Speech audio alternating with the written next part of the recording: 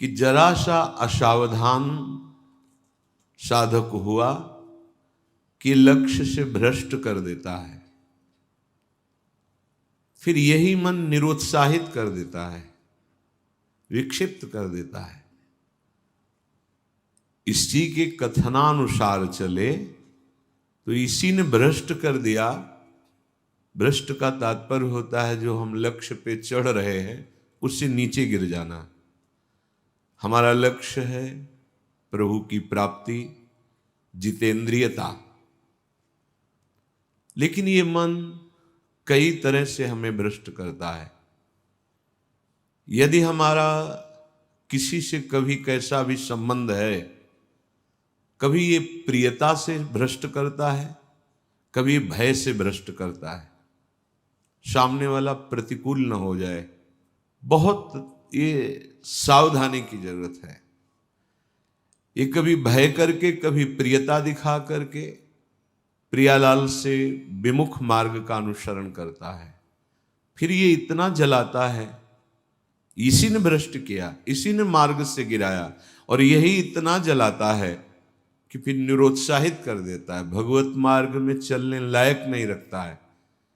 बहुत कृपा पात्र और सुजान उपासक वही है जो इस दुष्ट की दुष्टता को पहचानता रहे। बाहर कोई शत्रु नहीं है, बाहर कोई हमारा कुछ नहीं बिगाड़ सकता। हमारा बिगाड़ने के लिए पर्याप्त है हमारा मन। ये मन ही दुर्दशा करे, मन ही इतना नीचता किए हुए है कि हम बार बार शास्त्र की बात सुनते हैं, बार बार सतमार्ग पर चलने का उत्साह बनाते हैं, और ये दुष्ट ऐसी चेष्टा कराएगा, ऐसा संकल्प बनाएगा, फिर गिराकर निरुत्साहित कर देगा। जहां रति कर रहा है मन वहीं लगा देता है। निराश नहीं होना, इसकी चाल को पकड़ो। ये दो प्रकार से फंसाता है, प्रियता और भय से। बहुत मनन की हुई बात है। भयभीत तो होना मत, क्योंकि निश्चय कर लो कि मरना है, तो इससे ज्यादा भय क्या दे सकता है। हमारी इज्जत श्यामा श्याम है, इससे भी भयभीत मत हो। अगर गलती हो रही है सुधार करो, गलती हो गई है प्रभु अहम त्वाम सर्व पापेभ्यो मोक्षयिष्यामि मा शुचः, आपको कमजोर होने की जरूरत नहीं है। बहुत ध्यान से सुनना, आपको कमजोर होने की जरूरत नहीं है। प्रमाद स्थिति में हमसे गलती हो गई, हम उस गलती को दोबारा ना करें। और ध्यान दीजिए, वो गलती कराने वाला आपका मन है। जब आप आनंदित होंगे, जब आप उत्साहित होंगे, तब ये फंसाएगा, इसकी चाल है। इसीलिए उदासीन अति रही गोसाई, जो उदासीन रहता है उसकी नजर अपने मन पे रहती है। और जरा सी भी उन्मत्तता आई कि फिर मन जो है वो ऐसी जगह फंसाता है। इसलिए बचो, इस दुष्ट की चाल बहुत विचित्र है। और जहां ये पवित्र हो जाता है तो यही भगवत स्वरूप हो जाता है। इसके लिए निश्चय करना पड़ेगा। प्राण चाहे चले जाएं, अब हम न प्रियतावश न भयवश गलत नहीं करेंगे। इसे पकड़ो। श्रीपाद प्रबोधानंद जी कह रहे हैं, श्री राधिके त्वं यदि न प्रसीदेह सीदे मत्राप्य मुदिविजब्धी तदेश वृंदावन गात्मलोकः कृपा कटाक्षेण सदेक्षणीयः। यदि हम किशोरी जी को प्रसन्न नहीं कर पाए तो हम भारी कष्ट सहते हुए यहां शरीर छोड़ देंगे। श्रीपाद कह रहे हैं, देखो भगवत प्राप्ति करनी है तो बात समझना होगा। हम ये अंदर की बात कह रहे हैं, बहुत अंदर की पढ़ी हुई बात कर रहे हैं, यहां के रजिस्टर की पढ़ी हुई बात कर रहे हैं। ये बहुत दुष्ट मन है, बहुत दुष्ट। पूरे जीवन इस पर विश्वास न करें। यहां की पढ़ी बात कह रहे हैं, हृदय की बात को कह रहे हैं। खूब सूक्ष्मता से चिंतन की हुई बात कर रहे हैं। भक्ति के आनंद का जहां उल्लास प्रकट होता है वहीं खसक जाता है, बचा के निकलता है और प्रियता या भय दिखा करके फंसा देता है। मत भयभीत होना, इससे बिगाड़ तुझे जो कुछ बिगाड़ना है। जो कुछ अब हो, अब गलत नहीं करेंगे, भयभीत मत होना। और प्रियता तो है ही नहीं, कौन प्यार करता है? प्रियता तो है ही नहीं। ये केवल प्रियता का भाव दिखाकर हमें परम प्रिय प्रियाजू से बिलक करना चाहता है। इतने बड़े महापुरुष जो ब्रह्मबोध संपन्न है, बहुत बड़ी स्थिति होती है ब्रह्मबोध, कोई साधारण बात नहीं है। वो जब इस प्रेम रस मार्ग का रसास्वादन वृंदावन रस का हुआ तो वो उनको थोड़ी जरूरत रह गई अब प्रेम की। ये हमारे लिए श्लोक लिखा हुआ है। महापुरुष जन जो अपने अनुभव वर्णन करते हैं वो हमारे लिए वर्णन करते हैं। कह रहे श्री राधिके त्वम यदि न प्रसीदे, यदि मैं आपको प्रसन्न नहीं कर पाया इस जीवन में, तो कह रहे हैं आप बहुत कष्ट सहते हुए पीड़ित चित्त के द्वारा मैं अपना देहावसान कर दूंगा, देह छोड़ दूंगा, पर आपसे विपरीत आचरण नहीं करूंगा। बस यहां रुकना होगा, यहां पकड़ो, यहां बैठा लो हृदय में बात। इतना बहिर्मुख हो चुका है उपासक कि वो पकड़ ही नहीं पाता है अपने अंदर की कमी को। वो अंदर ही अंदर वो खोखला करके, निराश करके बस केवल जीने में लगा देता है। खाया पिया सोया खेला कूदा, समय कट रहा है, बढ़िया है। नहीं भाई, ये बहुत दुष्ट है मन। बार बार इसलिए कह रहे इस पर कभी विश्वास न करो। जब तक शरीर का होश है तब तक सबसे बड़ा दुश्मन हमारा मन है, दूसरा कोई दुश्मन नहीं। इस दुश्मन को देखते रहिए। ये 5 ज्ञानेंद्रियों को साथ लेकर हर समय हमारे पतन का प्लान करता रहता है, पतन का संकल्प बनाता रहता है। ये बहुत नीच उतर गया है। इसे उच्च चढ़ाने के लिए जो नाम, जो मंत्र, जो आश्रय है, उसको इस कोट से लेना होगा कि यदि आप प्रसन्न नहीं हुई लाडली जी, तो भयानक पीड़ा और कष्ट सहते हुए जानबूझकर हम अपना शरीर यहां छोड़ देंगे आपके धाम में, पर आपके विपरीत आचरण नहीं करेंगे। प्रतिकूलस्य वर्जनम। श्री वृंदावन में हमें आपका कृपा कटाक्ष चाहिए, आपका साक्षात्कार चाहिए, आपकी प्रसन्नता चाहिए। नहीं तो अपने जीवन को कष्टमय रखते हुए यहां प्राण त्याग देंगे। भाव समझो, जब इतना दृढ़ निश्चय हो जाएगा तो कोई हमें परास्त कर ही नहीं सकता। ये हमारा मन ही हमको परास्त करता है। एक बार नहीं, लाखों बार इसको देखा है। जहां भक्ति का आनंद उल्लसित हुआ ताए निकल पड़ा, क्योंकि देख रहा है असावधान है, इस समय ये आनंदित है, असावधान है, और वो कहीं प्रियता या भय दिखाकर फंसा देता है। अब वो जो आनंद था वो गुप्त हो जाता है। जो एक उल्लास बड़ा था, फिर वो निराशा, फिर हताश। अच्छा उपासक है तो उसको लगने लगता है क्या करूं, जीवन नष्ट कर दूं, ऐसा लगने लगता है, क्योंकि वो लक्ष्य की तरफ बढ़ना चाहता है और मन उसको फुसला करके ऐसे गिरा देता है कि वो निराश होकर देखता है अब क्या करूं, अब कहां जाऊं। पहली बात, निराश नहीं होना है। जिस समय आपकी भक्ति का आनंद उल्लास से युक्त हो, उस समय आपको उदासीन होने की जरूरत है, प्रसन्न होने की नहीं जरूरत है। ये आंतरिक बात कह रहा हूं, सावधानी की। उस समय बिल्कुल निरीक्षण मन के ऊपर ही होनी चाहिए, पूरी दृष्टि, क्योंकि उसी आनंद उल्लास में भागेगा, निकलेगा विषय सेवन के लिए, क्योंकि आपको गिराना है, उसका काम है गिराना। बाहर कोई गिरा नहीं सकता, अंदर से अपना बड़ा भारी शत्रु मन है, यही गिरा रहा है। उदासीनता जिस साधक के जीवन में नहीं, वो आगे नहीं बढ़ पाता है। उल्लसित नहीं होना, अंदर उल्लास, तो पूरी की पूरी एकाग्र दृष्टि मन पर। कहीं हमारा मन उल्लास में के छिद्र से भागकर कहीं फंसाने तो नहीं जा रहा है। हमने देखा है इसको 2 तरह से फंसाता है, एक प्रियता और एक भय। भय मान सम्मान, यश कीर्ति, लोक लज्जा, इसका, और प्रियता कि हमें बहुत प्यार करता है। दो स्थिति में मन भागता है और साधक को गिरा देता है। तो साधक का निश्चय होना चाहिए कि अब या तो प्रियाजू की मुस्कान, नहीं तो प्राणों का समर्पण।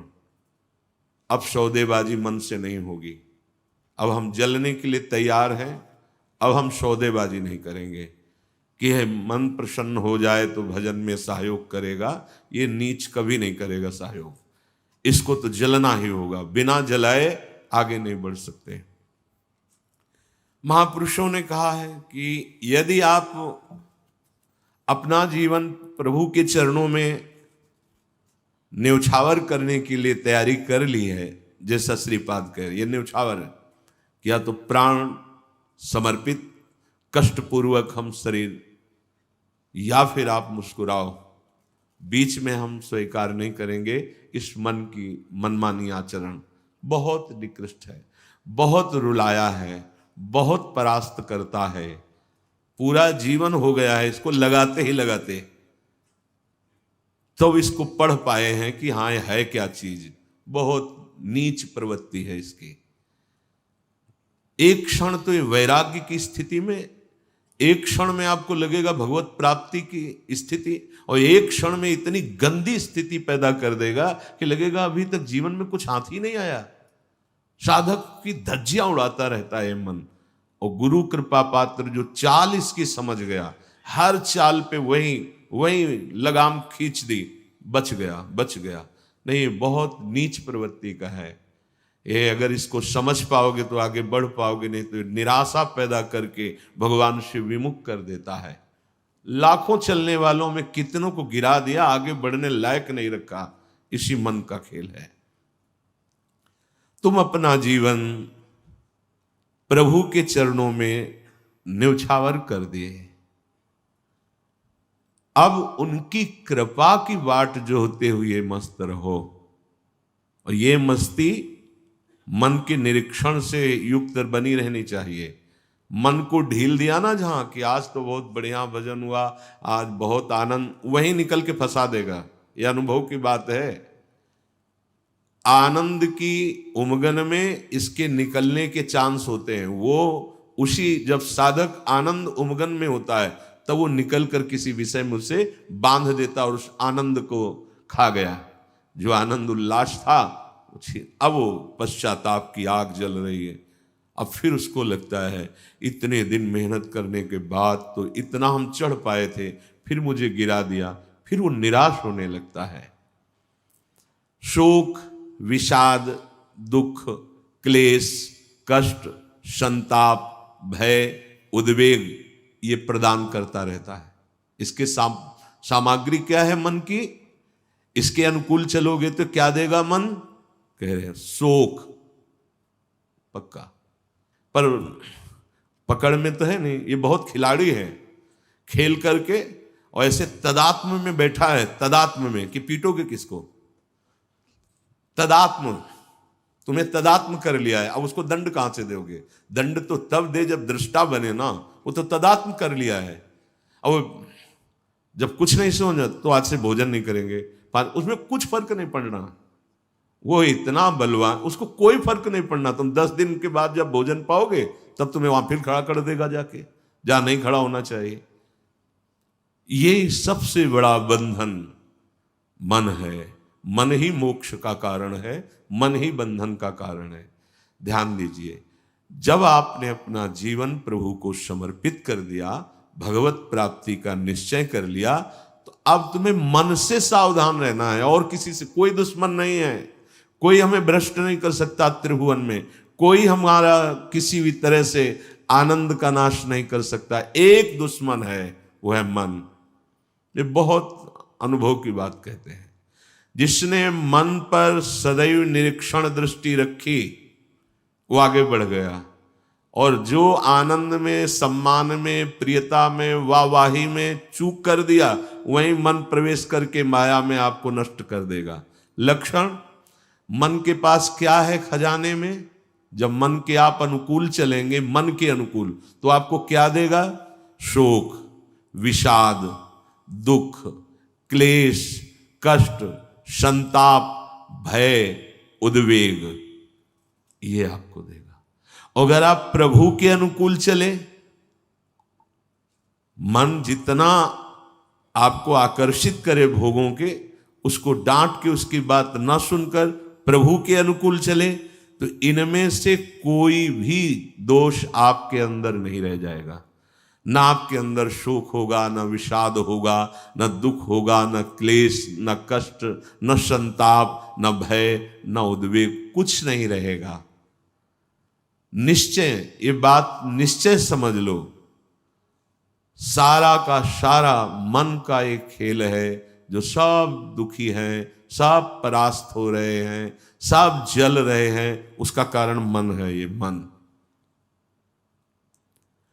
प्रत्येक श्वास यदि अपने प्रभु के सुमिरन में अर्पण कर दी जाए और मन की बात ना मानी जाए, तो प्रसन्नता बढ़ने लगे। स्वाभाविक दो बातें कह रहे हैं। पहली बात तो हर श्वास में नाम जप चले। दूसरी बात, मन की बात नहीं माननी है। इससे लड़ना पड़ेगा। बिना लड़े कोई परमार्थ का योद्धा विजय श्री प्राप्त नहीं कर पाता, और ये बहुत रुलाता है, बहुत दुख देता है। यही प्रतिकूल हो जाता है। पहले फुसलाएगा आपको, तन्मय करेगा, इसे छू लेते हैं, इसे देख लेते हैं, इसे भोग लेते हैं, बड़ा सुख मिलेगा। और आपने यदि उसके अनुकूल कर लिया तो वही फिर शोक, विषाद, दुख, क्लेश, अशांति ये फेंकेगा। अब तन्मयता में वो तुम्हारे बैठ गया है, तुम उसको अपने तन्मयता में ले लिए, तो अब बाहरी दृष्टि रहती है, चलो फिर आज से अन्न नहीं खाते, आज से मौन हो। कुछ फर्क इस पर नहीं पड़ेगा तुम्हारे मौन से, तुम्हारे अन्न त्याग से। इस पर एक बात केवल, इसकी बात माननी नहीं है, बस। हम ये सब करके देखे हैं। कई वर्ष अन्न जुबान में नहीं, आलू गुड़ जो मिला गांव, कुछ फर्क इस पे नहीं पड़ता। ये सब करके देखा है। बस चतुर सावधान वही जो हर श्वास नाम जप करके इसके खिलाफ रहता है। अब देख लो, इसकी खिलाफत करना कितना कठिन बात है। मनोवेग है ये। इस वेग को जो सह गया उसको महात्मा, टूट गया वही दुरात्मा बना देता है। बहुत निंदनीय आचरणों से युक्त है मन। आप देख लो, अगर इसको सुधारना चाहते तो इसके खिलाफ कमर कसनी पड़ेगी आपको। जबरदस्ती इसको भजन में लगाना पड़ेगा और इसकी बात नहीं माननी होगी। नाम में बड़ी सामर्थ्य है। मतलब ये जो हम कह रहे हैं, अब कैसे तुम्हें स्थिति कैसे बताएं, ये बड़ी ऊंचाई से गिरा देता है मन। ये कोई छोटी मोटी शक्ति नहीं है मन। इंद्रियाणाम मनश्चास्मि, ये भगवत स्वरूप है। ऐसा खेल रचा गया है माया का, ऐसा रचना रची गई कि अगर इसका सपोर्ट ना करो तो जीना मुश्किल है। ध्यान देकर देखो, सारा खेल तो इसी के अंतर्गत, और सपोर्ट करो तो जीना मुश्किल है। अब निकलो इस खेल से, निकलो तो परम पद मिल जाएगा। बस जिसने नाम जपा, हरिराम व्यास जी एक पद में कहते हैं, नियंता पतितन को हरि नाम। यही हमारे अंदर कमी हो रही है, इसीलिए हम हार रहे हैं मन से। हम इन सब बाहरी बातों को कोई महत्व नहीं देते। एक है, केवल एक, वही अनेक रूप रखकर तुम्हारे सामने आ रहा है, छुपा छुपी का खेल खेल रहा है। ये अगर मान सम्मान प्रतिष्ठा है, नाटक है माया का, कुछ इससे नहीं होने वाला। कोई इससे आत्म शांति नहीं प्राप्त होती, इससे आत्मानंद की अनुभूति नहीं होती। ये उपलब्धि ना मान ली जाए, हाँ, कि बहुत ऐसा, ये सब स्वप्न है, स्वप्न है। वो एक जादूगर विविध रूपों में आके कह रहा है, पहचान, अगर मेरे मार्ग का पथिक है तो पहचान, मैं तेरे सामने हूं। तो पहचानना तो भूल जाते हैं। अरे बहुत बड़ा सूक्ष्म खेल है। जीत गए तो ब्रह्मा भी नमस्कार करेंगे, ये ऐसा खेल है। भगवत नाम में इतनी सामर्थ्य। हरिराम व्यास जी, नियंता पतितन को हरि नाम, उचरत ही मुंह कुचरत कलिको, खोज न राखत श्याम, नियंता पतितन को हरि नाम। यदि श्वास श्वास, दो बातें भी पीछे बहुत ध्यान से सुनना। मन की बात नहीं माननी, इतनी सामर्थ्य आपको कहां से मिलेगी? बोले श्वास श्वास नाम जप करना होगा, इसी से विजय होगी। मन की बात नहीं माननी, वो हर समय विषय पेश करता रहता है। जैसे आप किसी होटल में बैठे हो तो पर्चा दे देते ना, आप बोलिए इसमें से क्या चाहिए, ऐसे हर समय पेश करता रहता है। पूरे त्रिभुवन में इसी का शासन चलता है, मन का। क्या चाहिए? आपने अगर किसी में भी दस्तखत कर दिए, शास्त्र विरुद्ध आचरण है, तो गिरा देगा आपको। बहुत होश में, बहुत होश में। वो होश तब माना जाएगा जब हर श्वास आपका नाम चल रहा है। जो ही नाम आपकी जिह्वा में हर श्वास चलेगा तो मुंह कुचरत कलि को, ये जो कलि अभद्र वर्णत सहस, ये कामादिक दोष, इन सबके मुंह को कुचरता है हरि नाम। इसलिए और साधनों में प्रीति हो जाएगी, नाम जपने में नहीं होगी। और नाम जपने में हो गई तो आप जीत जाएंगे, जीत जाएंगे। हरस्य हरि नाम जपत जय। नाम आनंद प्रदान करते हुए आपको बचाता रहेगा, मन की चाल दिखाता रहेगा, उससे कैसे बचना ये युक्ति बताता रहेगा। खोज न राखत श्याम, फिर श्याम सुंदर की खोज नहीं करनी पड़ेगी। नाम चल रहा है ना, यही अब तुम धोखे में नहीं डाल सकते। किसी सूझ वाली आंख ने पहचान की, कण कण में झांकी भगवान की। मेरा प्रीतम सब रूपों में है। ये नाम आपको अनुभव कराएगा। नाम जप नहीं है तो कुछ नहीं होने वाला। बातें बनाने से माया का पर्दा नहीं हट जाएगा। बहुत विचित्र है, बहुत विचित्र। अच्छे अच्छे त्राहिमाम बोल देते हैं इस मन के आगे। हिमालय को उठा लेना सहज है, लेकिन मन को अधीन करना सहज नहीं है। नाम भगवान में इतनी सामर्थ्य है, वो तुम्हें सामर्थ्य देंगे कि तुम मन को अधीन कर सकते हो। कर तुम अकर तुम अन्यथा कर तुम, सर्व सामर्थ्यशाली भगवान को अधीन करने वाला नाम है नाम। ये ऐसा नाम है, इसे कोई भी चुरा नहीं सकता। चोर मध्य या मित्र, ब्रह्म गुरु दारा सुत आराम। चोरों के बीच में भी हो तो चुरा नहीं सकता नाम को। कोई मित्र हो तो हिस्सेदारी इसमें नहीं कर सकता। ब्रह्म स्वरूप होते हुए भी तुम जो दुख में डूब रहे हो, उसका कारण है कि नाम नहीं। गुरुदेव कृपा करके तुम्हें नाम दिए हैं, नाम जप में तुम्हारी प्रीति नहीं, इसलिए ये दुर्दशा है। मूर्तिमान ब्रह्म, मूर्तिमान गुरुदेव कृपा समुद्र है, पर अगर नाम जप नहीं है तो आप सुख का अनुभव नहीं करेंगे। तो नाम ऐसी वस्तु है कि जो चाहे चोरों के बीच, ये चोर ही है, काम क्रोध लोभ मोह मद मत्सर, और चाहे मित्र के बीच में हो, ये नाम आपको सुरक्षित रखेगा। कोई भी आपको मित्रता के द्वारा नहीं फंसा सकता, ना कोई ठगी कर सकता है इस नाम की। ये ब्रह्म स्वरूप है, ये गुरु स्वरूप है। और जैसे गृहस्थी में हर सुख पुत्र पत्नी आदि के द्वारा प्राप्त होता है, जिसने नाम को अपना सब कुछ मान लिया तो नाम सर्व सुख दाता है, उसको फिर किसी और की जरूरत नहीं रहती। जैसे घर परिवार में आदमी आता है, बच्चों के साथ हंसता खेलता है, उसे सुख मिलता है, नाना प्रकार की गृह सामग्री देखकर हर्षित होता है। उपासक के हृदय में सर्व सुख प्रदान करता है नाम। नाम नाम ही उसे पुत्र की तरह दुलार करता है, नाम ही पिता की तरह पालन करता है, नाम ही अद्भुत शांति प्रदान करता है। अघवंतन हरि बोलत ही भगवंत दियो निज धाम। चाहे जितना बड़ा कोई पापी हो, यदि हरि नाम उच्चारण करता है तो भगवान के धाम को प्राप्त होता है। पर बस ध्यान देना है, दो बातें, मन की माननी नहीं है और नाम छोड़ना नहीं है। अगर नाम जप कर रहे हो, ये अनुभव की बात कह रहा हूं, इसलिए कोई प्रश्न की गुंजाइश नहीं।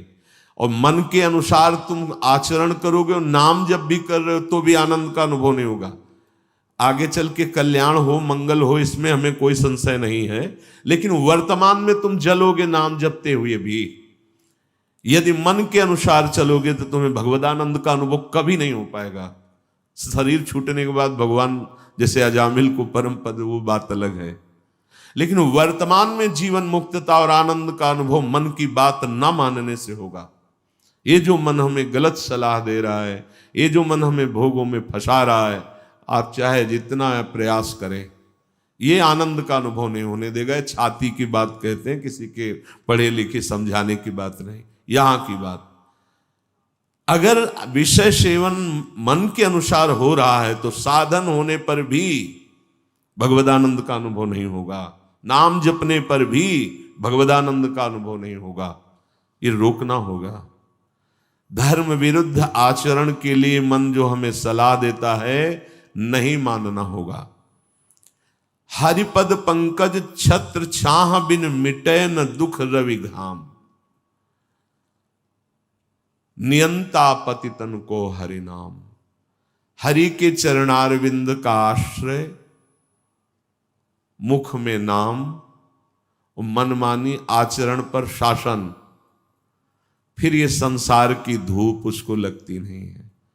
फिर दैहिक दैविक भौतिक कोई भी ताप उसे स्पर्श नहीं करता है। जो हमें आनंद अनुभूति स्थिति प्राप्त होनी चाहिए वो स्थिति नहीं है। बिना स्थिति के बातों से माया पर विजय प्राप्त नहीं की जा सकती। इसलिए नाम जिह्वा से और बुद्धि एकदम सावधान होकर मन की हर चेष्टा पर निरीक्षण।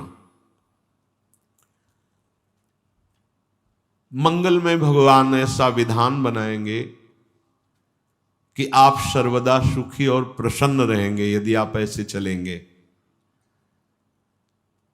भगवान हमारे विचारों को देखते रहते हैं। ध्यान से सुनना, तुम जो विचार अंदर कर रहे हो वो भगवान देख रहे हैं। जब भगवान देखते हैं कि इसकी आशा का विषय संसार है, मैं नहीं हूं, तो अब बाहरी हमारी क्रियाएं भक्ति की हो रही हैं, आशा संसार की है, तो भगवदानंद का अनुभव नहीं हो रहा है, हाथ में विफलता लगती है। बिल्कुल अक्षरशः ऐसा ही है। बहुत गुस्सा लगती है मन पर, बहुत गुस्सा कभी कभी लगती है कि ये साधकों को नष्ट करने के लिए हर समय जाल बुनता रहता है। जैसे मकड़ी जाल बुनते ऐसे ही बुनता रहता है जाल, और ये खुद जलता है, खुद परेशान होता है, खुद बंधन युक्त होता है। यही बड़ा विचित्र खेल इस मन का, बड़ा विचित्र। महीना 2 महीना हो तो लड़ ले, पूरे जीवन लड़ना तभी परम पद प्राप्त होता है। पूरे जीवन जरा सी चूक होती फंसा देता है, निराश कर देता है, उदास कर देता है। भगवान तुम्हारे अंदर के विचार को देखते हैं। तुम्हारे विचार में यदि आंतरिक संसार के सुखों की आशा है तो वो आपके अंदर हैं, अनुभव में नहीं आएंगे। देख लो, जो लोग कहते हैं ना कि इतने वर्ष हो गए हमें नाम जप करते, उसका भाव समझो। अंदर के विचार भगवान तुम्हारे देखते रहते हैं। तुम्हारी आशा यदि संसार के भोग हैं तो सामने नहीं आएंगे, यही हृदय में बैठे हैं। उत्तम भाव प्राप्त करने के लिए तुम्हें अपने मन से संसार के विचार हटाने होंगे। ये जो भगवत चर्चा है, भगवान की लीला कथा है, इसमें इतनी सामर्थ्य कि आपके विचारों का परिवर्तन हो जाएगा।